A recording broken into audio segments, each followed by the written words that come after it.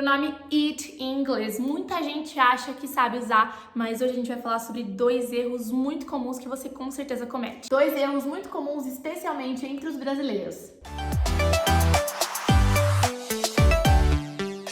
Hey, gêmeos e gêmeas! Aqui é a Bi e aqui é a Gi e nós somos as Gêmeas do Inglês. Teachers especialistas em descomplicar o inglês para você falar de uma vez por todas. E como eu já disse, no vídeo de hoje a gente vai conversar sobre it, né? Tem o uso comum do it, né, Gi? Que todo mundo sabe. Provavelmente, se você já estudou inglês antes ou já teve algum contato com a língua, você aprendeu lá quando estava aprendendo os pronomes, que tinha o I, you, o he, o she e tinha o it, que é um pronome que a gente não tem uma equivalência no português e que a explicação genérica sobre ele é que ele é usado para falar de coisas, de animais, de objetos no singular. Só que essa explicação, embora correta, ela é muito genérica e ela não abrange todos os casos e é justamente por isso que nós vamos fazer esse vídeo. Estamos fazendo aqui esse vídeo hoje para esclarecer essa dúvida. Qual é o primeiro caso em que essa explicação não funciona? Saber simplesmente que it é o pronome que a gente usa para coisa, para objeto no singular, não ajuda. Bom, é o primeiro erro que você comete, né? Quando você só sabe disso aí. É esquecer de usar o it quando uma frase precisa de sujeito. Eu separei aqui uma frase que eu vou falar em inglês e vou traduzir para o português para você e eu quero que você pense sobre ela. Olha só. My son just bought a new cell phone. Was on sale. Quando eu falo essa frase em inglês, se eu quero traduzir ela para o português, fica assim. O meu filho acabou de comprar um novo celular, estava com desconto. Você percebe que na tradução para o português não tem problema nenhum, faz super sentido? Was on sale, eu sei que was é o verbo to be no passado, estava on sale com desconto, estava na promoção. Faz sentido. Acontece que no inglês essa frase está errada, porque aqui que entra o grande detalhe desse vídeo de hoje. Em inglês, as frases precisam ter sujeito. E se uma frase já não tem um sujeito naturalmente, não tem um cara fazendo, uma mulher executando a ação, a gente precisa completar com o it. Em inglês tem até um nome para esse it que a gente completa em frases, mesmo que ele não fosse necessário para uma tradução fazer sentido no português, que é o dummy it. Dummy em inglês é algo como manequim. Então eu vou ter que meter um it aí no meio simplesmente para preencher essa regrinha do inglês, em que uma frase não pode ficar sem sujeito. Por que é confuso pra gente? Porque no português a gente usa um monte de frases sem sujeito. Ah, tava na promoção. Estava na promoção. Eu não coloquei nada antes desse estava e tá tudo certo. Pode ter sujeito que não existe, sujeito oculto no português. No inglês não. Então, na verdade, eu teria que falar My son just bought a new cell phone. It was on sale. Tá vendo? Esse it vai funcionar como um sujeito para o resto dessa frase, para falar aí que o celular estava com preço descontado e eu precisei preencher, porque em inglês eu não posso esquecer de usar o it para preencher frases que não teriam um sujeito lógico, mas tem que existir. Teacher, mas assim, no lugar do it, eu poderia usar o cell phone de novo, ao invés de falar it was on sale, falar the cell phone was on sale. Sem problema nenhum, porque o it, ele tá falando do celular, né? Ele é um pronome pessoal que tá falando de uma coisa que é o celular, mas como você vai evitar repetição aqui no caso, você pode colocar o pronome it, porque senão você falaria My son just bought a new cell phone. The cell phone was on sale. Você usa o it e tá tudo certo. E justamente por poder colocar esse cell phone, mostra que tinha que ter um sujeito nessa frase, né? De algum jeito tinha que existir. Separei mais alguns exemplos aqui. Se você quer falar, por exemplo, que está chovendo lá fora, em inglês a tradução mais lógica seria It's raining outside. It's raining outside. Mas tá errado.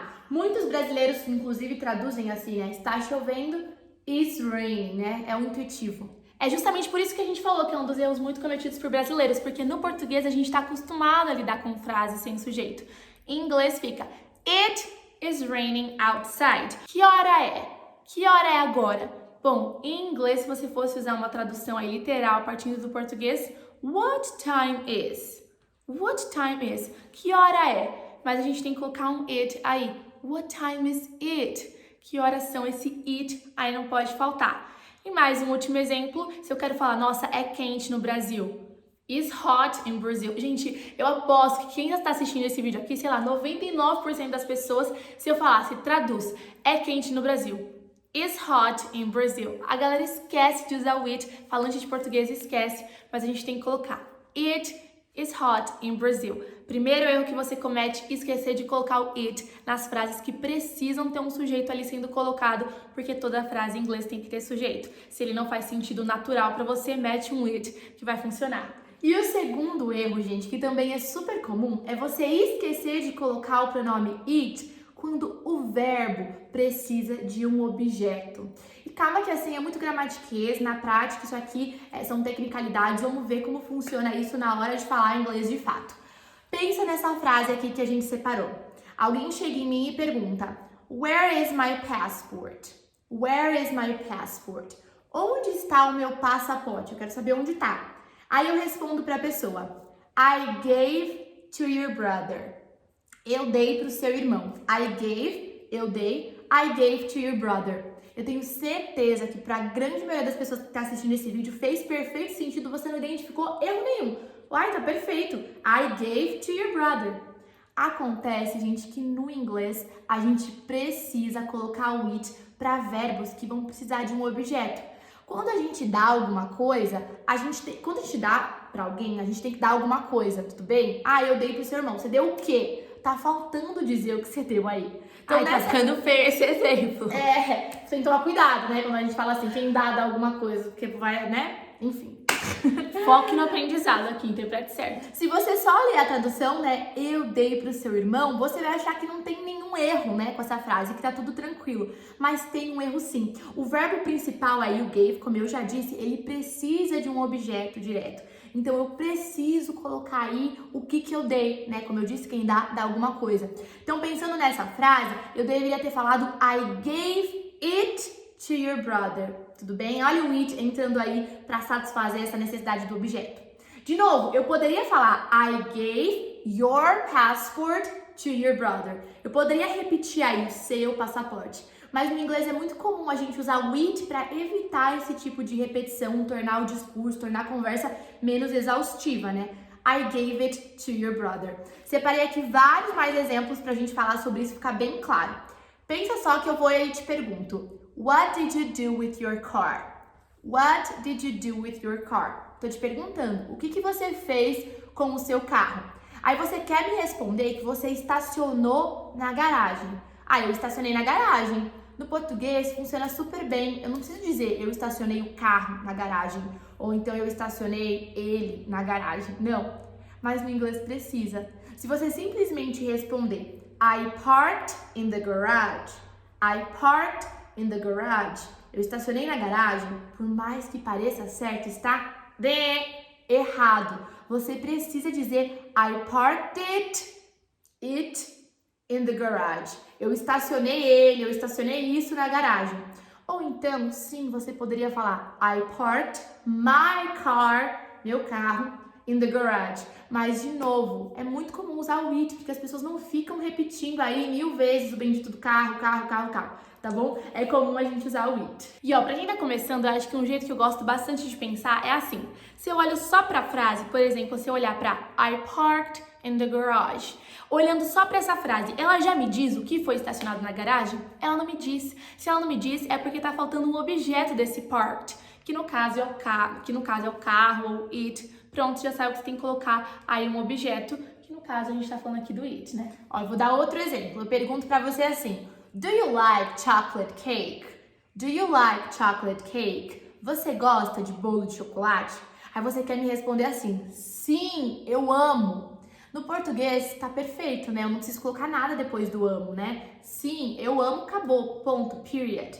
No inglês, se você responder yes, I love, fica errado, gente. Sim, você ama, tá? Se ama o quê? Quem ama, ama algo. Você precisa colocar o it depois, tá? Ou então colocar, de fato, o chocolate cake, né? Colocar aí o substantivo a qual o it tá se referenciando. Então, você teria que responder yes, I love it.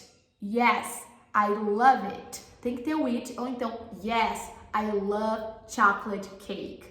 Pois é, gente, isso é super weird, porque no português não tem, mas é por isso que nós aqui estamos gravando esse vídeo, para te contar esses dois erros muito comuns e te ajudar a não errar mais. E é justamente por isso, de novo, que lá no começo do vídeo a gente falou que esses erros são especialmente muito cometidos por brasileiros, porque vai contra aquilo que a gente tem como lógica do português.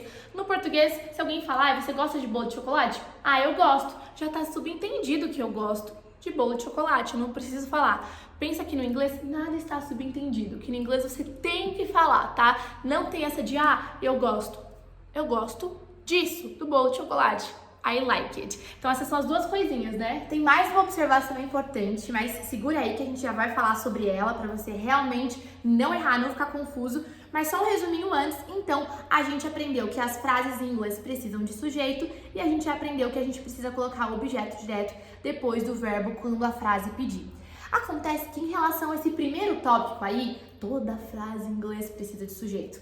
Eu tenho quase certeza que alguém aí que está assistindo vai pensar: mas, teacher, eu já vi frases em inglês que não tinham sujeito. Eu tava lá na Disney uma vez e tinha uma placa enorme falando assim: Don't step on the grass.